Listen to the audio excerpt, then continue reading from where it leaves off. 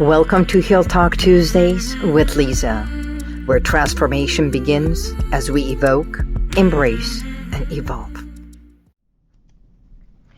Greetings, and welcome to Heal Talk Tuesdays with Liza. It's so good to be here with you, isn't it?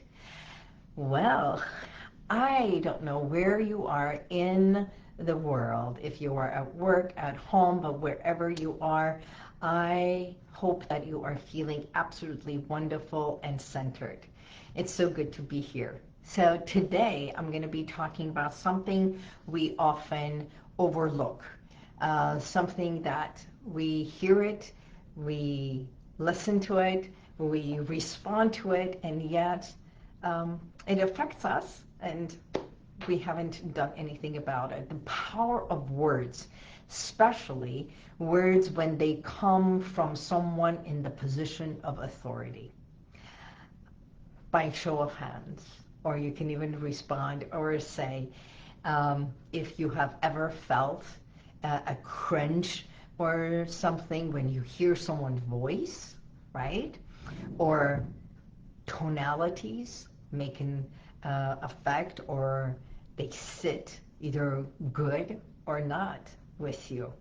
You see, we are all the five senses, right? It's instinctively, as humans, we have that animalistic thing within us that the scent is one of the most powerful things.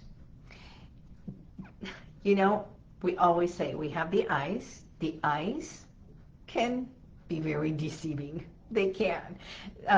What we think we are seeing, even like in an accident, 3 people, 4 people can witness, or even 2 people can witness the same thing, and the way they interpret it, what they saw is the vision of what they saw, and sometimes it can be off. Okay, it's not exactly the same.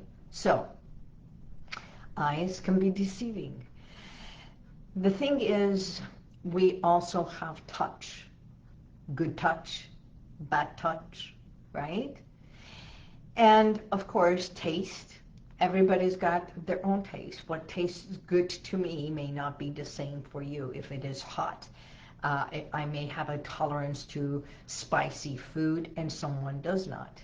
Okay, so we all have our 5 senses. Of course, it's the eyes, the smell, the taste, the touch, and the auditory. And today I'm going to be talking about the auditory part, because the power of words truly make an impact, and it gets stored. Everything, all 5 senses, and plus your spirituality, your energy, everything, yes, it gets stored. So how do you respond? What is your dominant part of your senses? If auditory is one of them, I want to talk about something very powerful. The power of words. As a hypnotherapist, all we do is talk about words, and words that make an impact not only consciously, but our subconscious mind.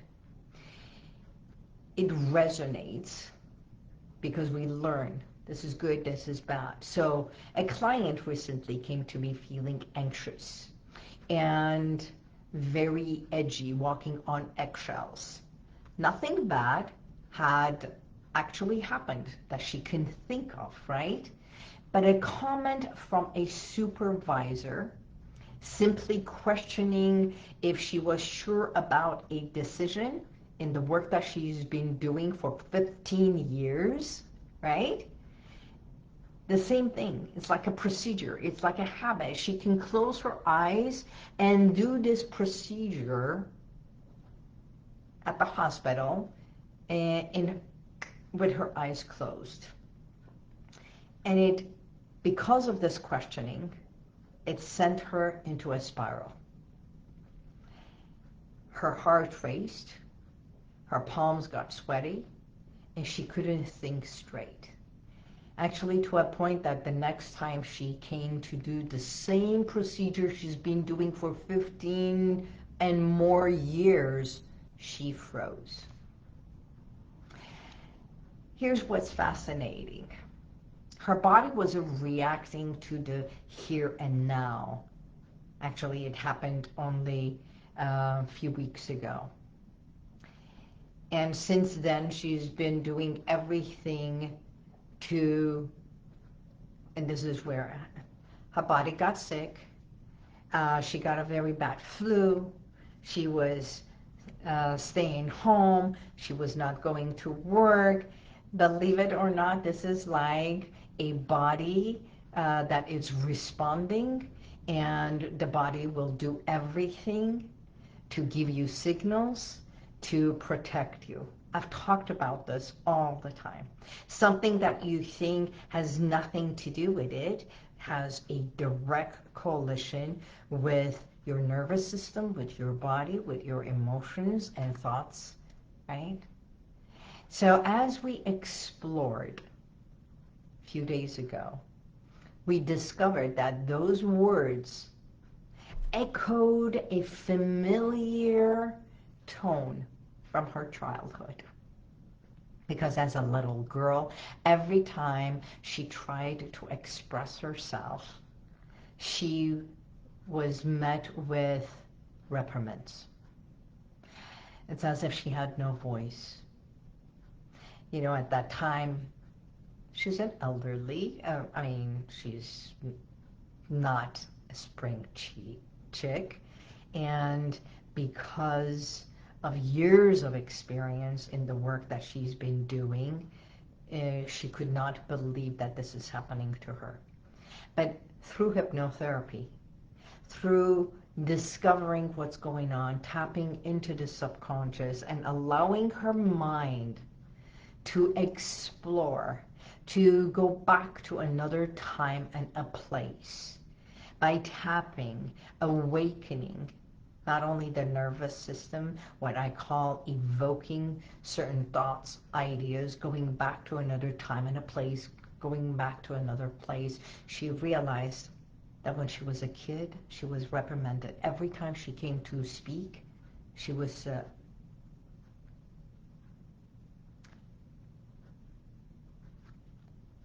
and she learned. Why would you do that? Because what were you thinking?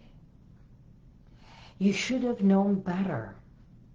Those were the words that she learned as a little girl.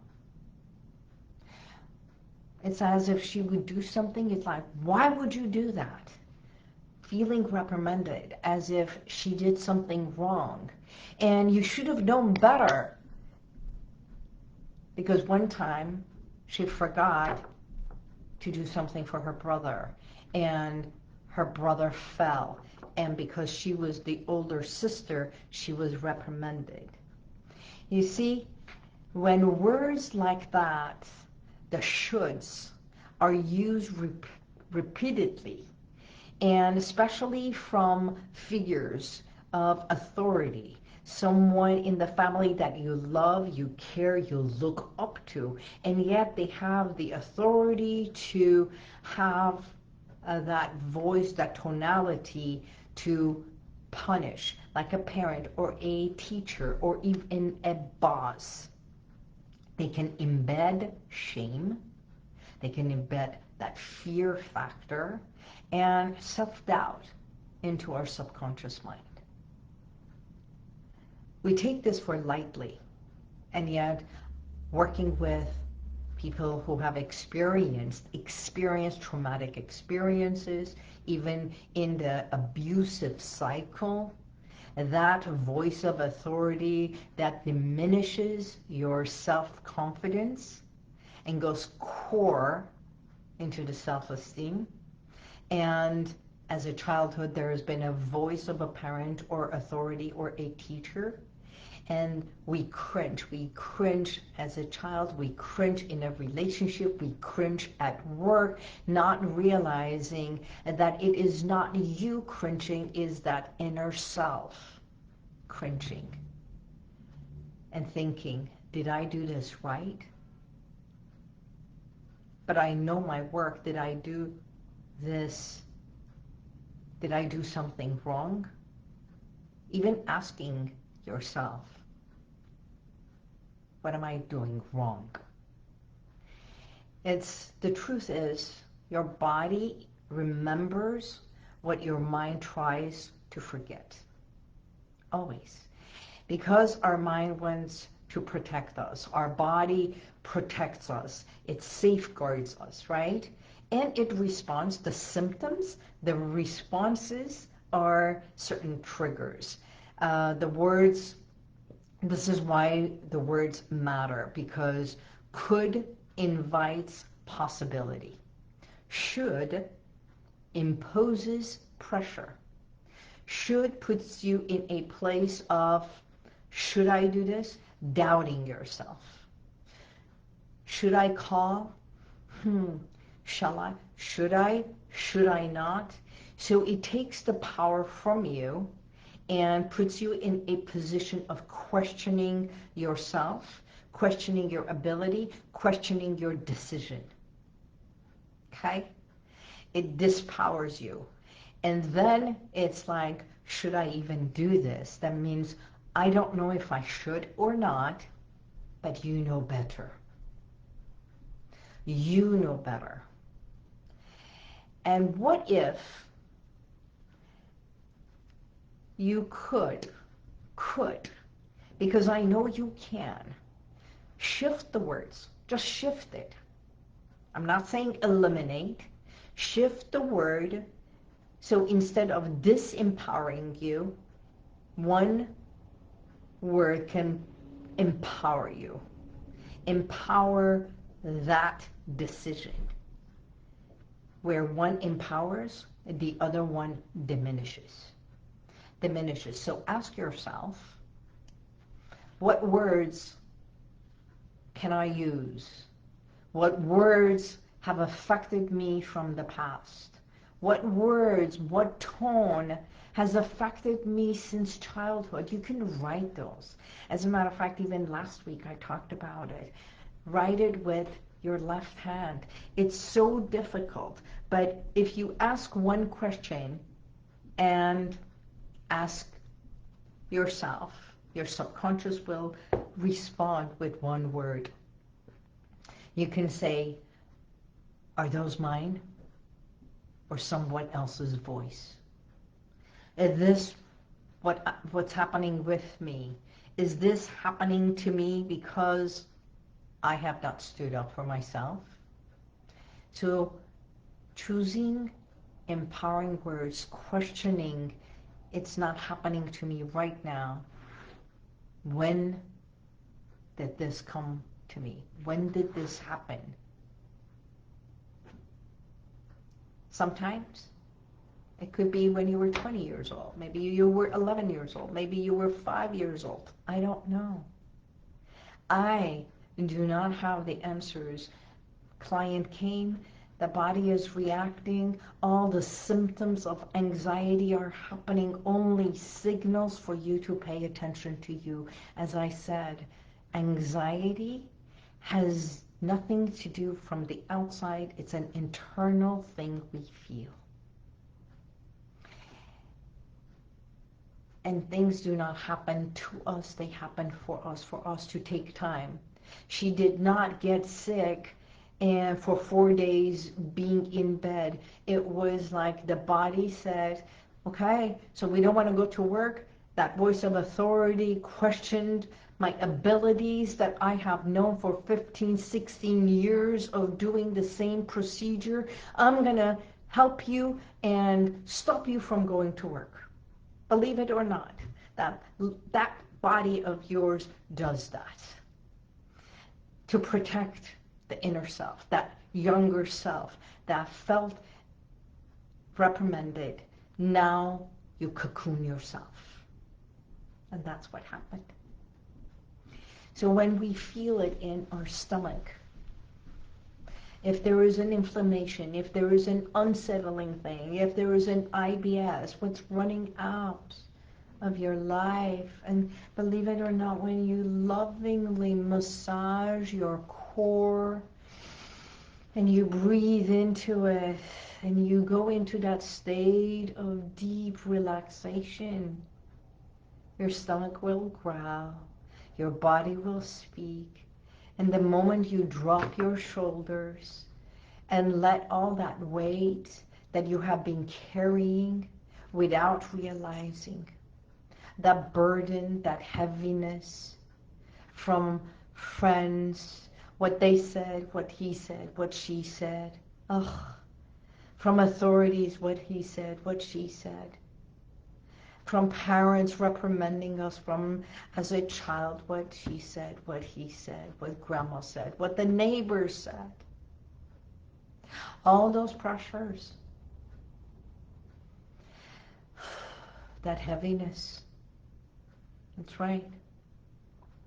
You know, through hypnotherapy, we uncover and tap into the root of those emotional triggers, and then we get to reframe, we shift, we re-edit, so that you can respond from power. You can respond from I can. You respond from letting that inner self know, you know what?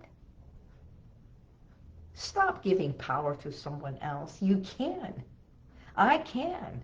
I am you, and I am here. I am the voice of authority for us, for me. I am here to stand up and be the voice for me. I got you. I got us. I got me. It's not about should, it's about could. It's about can. It's about must. It's about will. It's about I can. And I will. And it's not about the future. It's about realizing. And that's what I did.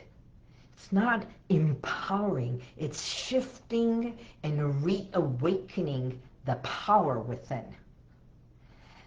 So it's not empowering in a sense that I'm giving her power. No, it's reawakening her own power to realize she is her authority. She's the one that the little one within has been looking up to, and to realize we have a voice. I can, and I will. So she went back to work, and she called me. It's like, oh my God, I don't know what you did, but it worked. No, there is no it. You worked. You stood up. You had a voice, and no one was there to reprimand you.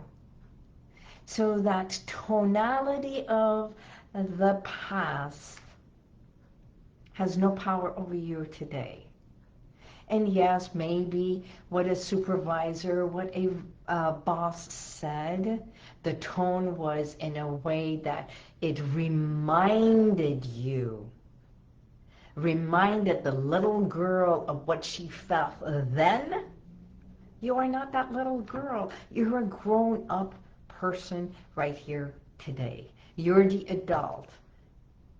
You have overcome so many obstacles and challenges in your life to be where you are today. I bet you anything, you may have experienced something like that. You know, I talk about good touch and bad touch, and if you have been hurt and your body has reacted in a way, you know, even pinching. When we are little girls, someone comes and pinches, it's like, don't do that. And if someone were to come and pinch you, then why is it that we say, oh, pinch yourself so no one gives you the bad eye? Well, that's a good pinch. It's not that pinch as being reprimanded. I grew up in all-girls Catholic school. I know what being spanked, what being pinched, what being tapped, not tapped, slapped. it's all about. But today, they have no power over me. Because now I understand.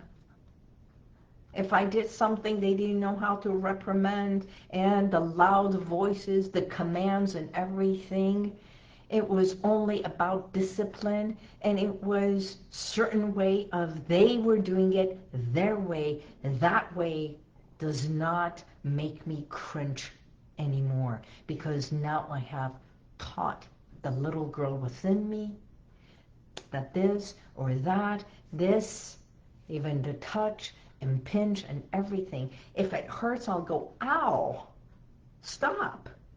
I will voice it. I will stand up. So energetically, we're so in tune with our energy, with our boundaries and everything. So when you are with people and you walk in somewhere, and I've talked about this, doesn't feel good, walk out. And your body will react. So at that very moment, just, I can handle this. I can handle this. I can remain here. I can. Because you deserve to feel safe, not only physically, emotionally, and definitely with your sound mind. Everything is about self-protection, self-preservance, and knowing that you have the power and you can. So next time you start using should I, say I choose, I can, I will. So let go of the fears, and that's not even yours.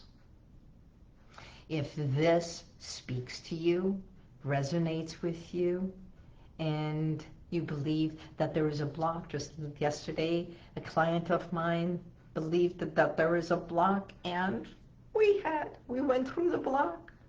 And the block was just blocks.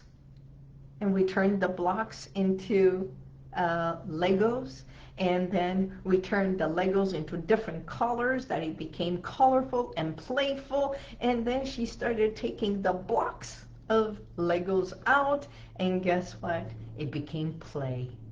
So everything has a way to help you become stronger and protect you, and we can turn those into playfulness, to freer, easier for you to move forward and live a healthier and happier life. The power is within you. All I do is guide you to heal within. So let's explore how I can be of assistance, and how through hypnotherapy we can unravel and help you heal or discover, reconnect, renew, and rebirth. So, because you no longer need to hold on to those. So, if those words were wounded you, now those words can be powerful for you. Until next time, I wish you all the best. Stand up, show up in life, and it's good for you to speak. Find the words that empower you, and so that you can, with one word, empower others. Until next week, God bless you, and may the universal light surround you always. Bye-bye.